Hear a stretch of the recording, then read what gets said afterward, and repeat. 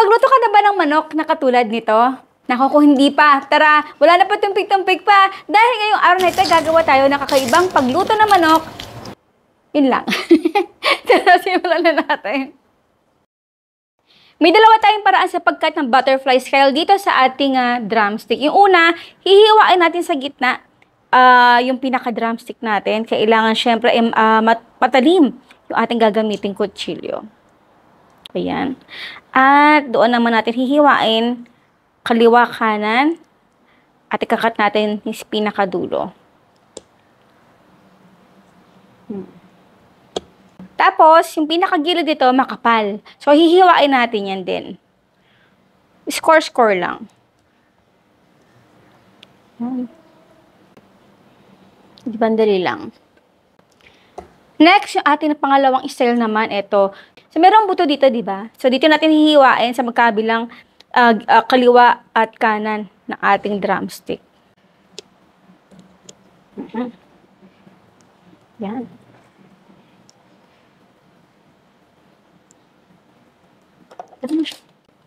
Buko lang natin.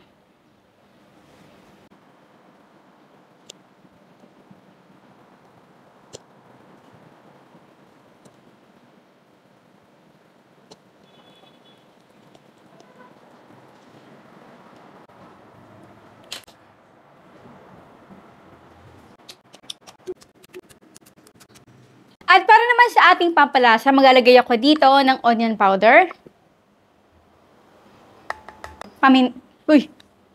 Muntik na. Paminta. So dito guys, sa mga pampalasa natin, pwede ng mga asin at paminta, okay lang. Meron kasi akong marami extra dito, kaya dinadagdagan ko na lang. Katulad itong oregano.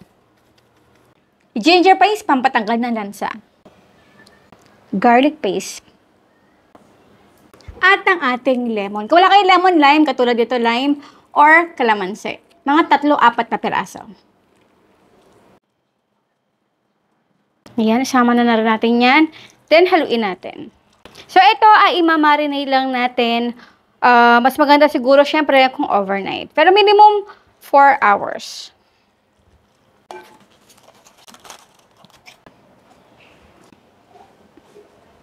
At after overnight natin ito nakalagay sa ref, nakalimutan ko nga pala na hindi natin nalagyan ito ng asin or patis. Kaya ngayon, habang tayo ay nag-iintay na tumaas yung temperatura nito at hindi na masyadong malamig, ay maglalagay na tayo ng asin.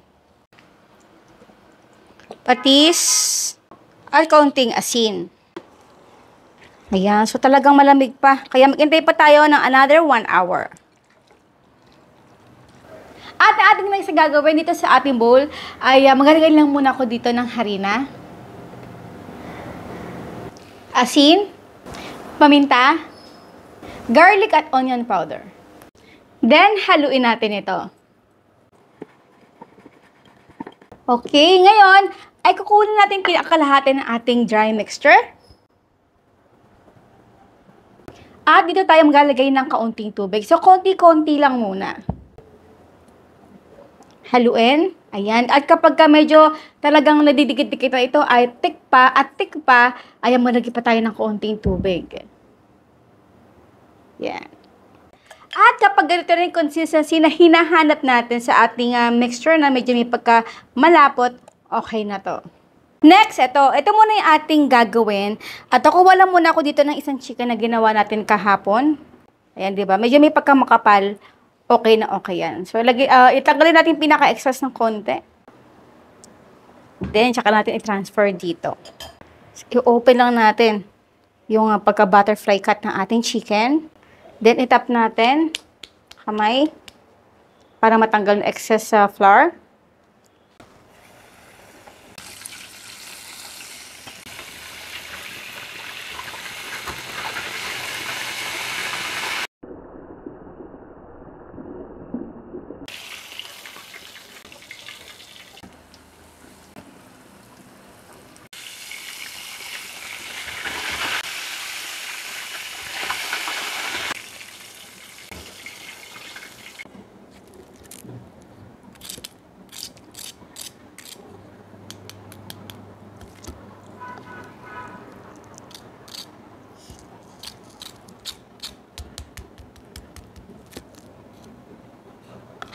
Kahit walang cornstarch ay makakagawa talaga tayo ng malutong na chicken. Siyempre, bago tayo magtikiman portion, ang tanong ni Mama Shirley, anong ginawa nating style ng cut ang ginawa natin dito sa ating drumstick?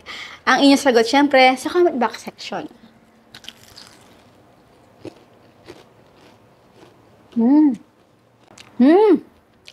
Ay.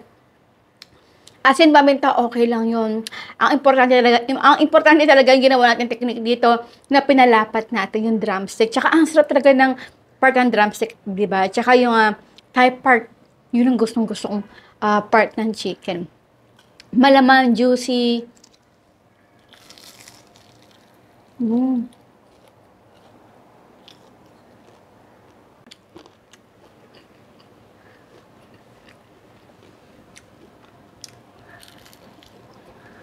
Eh po guys, maraming po salamat sa inyo lahat ng ating outro. Keep safe, be healthy, and be happy.